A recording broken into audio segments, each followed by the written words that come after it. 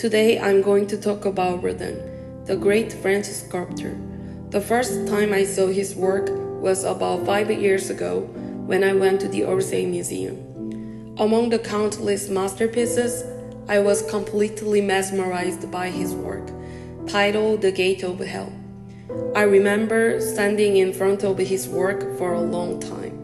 Since then, I became a huge fan of his work. When I went back to Paris this summer, I had an opportunity to visit his preserved home and several museums to really dive deep into his art history. Today, I want to showcase his life, his incredible patience, and never-ending artistic curiosity, which persisted until his death. His legacy to this day greatly inspires artists living in the present age and me.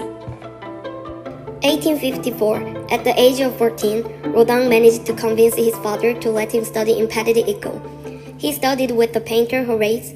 These 4 years were crucial in his artistic training. While assimilating traditional techniques, he refined his observation skills and practiced drawing from memory. After winning a first prize in drawing, Rodin left Petit École and tried to enter the School of Fine Arts in Paris as a sculpture major, but he failed 3 times in the competition. 1860. At the age of 20, he created his first sculpture. The sculpture was the head of Jean-Baptiste Rodin, his father. This piece, inspired by portraits of ancient Roman legislators, was never exhibited during the artist's lifetime. Rodin devoted himself to the study of sculpture until he was 25. In 1865, ready to show his work to the world, he premiered his piece The Mask of the Man with the Broken Nose at the Paris Salon, the biggest art exhibition and competition of the time. This sculpture of a poor old man with a broken nose is one of the Rodin's most representative works. Its subject is an old man named Bibi, who Rodin employed early in his career. Before he unveiled the sculpture, he was unable to get a good studio environment due to financial difficulties. And during an exceptionally cold winter, Rodin's initial sculpture froze, causing the back of the head to fall off. However, Rodin thought it was better as he thought the damage of the structure was a closer reflection to the devastating life of Bibi. So he went ahead and exhibited the damaged work regardless.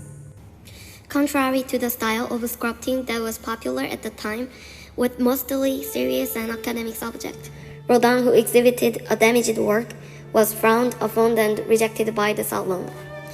After his failure at the Salon, Rodin worked as an ornamentalist to make a living, but then soon war broke out between France and Prussia, and Rodin was drafted into the military, but he was quickly discharged due to bad eyesight. Unable to sustain a living as a soldier, so he decided to leave Paris. Between 1871 and 1877, Rodin worked for Carrier in Brussels as an ornamentalist and painted a series of landscapes. In 1876, he made a trip to Italy to study works of Renaissance artists, especially those of Michelangelo, which completely changed his career as an artist.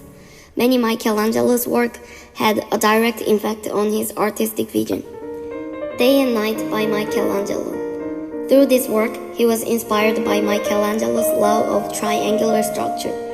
Each of the sculptures have a twisted body, but if you look at the entire piece, it has stability due to its triangular composition.